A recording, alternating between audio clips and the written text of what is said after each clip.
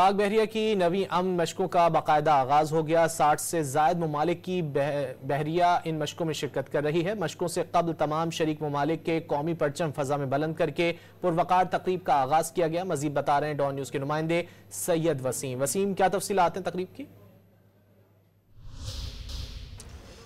जी बिल्कुल, नवी अमन मश्क 2025 का जो बाकायदा आगाज़ है वो हो चुका है। मेरे अक़ब में आप ये 60 से ज़ायद ममालिक के जो परचम देख रहे हैं, इनको जो है वो लहरा कर अमन मशकों का इफ्तिताह किया गया है। Commander fleet Pakistan navy Abdul Munib ने जो है वो यहाँ पर अपने बयान में कहा कि जो अमन मशकें हैं वो अब समंदर में बढ़ते हुए चैलेंजेस के साथ साथ जो है वो इंतहाई जो है वो एक रीढ़ की हड्डी की हैसियत रखती हैं। और यहाँ पर जो मुख्तलिफ ममालिक के कोस्ट गार्ड हैं वो जो अमन डायलॉग्स हैं उसमें हिस्सा लेंगे, तो यकीनी तौर पर जो समंदर में मौजूद चैलेंजेस हैं उनसे साथ निपटने में जो है वो सबको एक जो है वो काफ़ी मदद मिल सकेगी। यहाँ पर जो मुख्तलिफ ममालिक के जो बहरिया के जो नुमाइंदगान जिन्होंने यहाँ पर शिरकत की, उन्होंने भी इस अमन मशकों के हवाले से जो है वो अपने जो इब्तदाई कलमात हैं उनमें उनका कहना है कि ये एक इंतहाई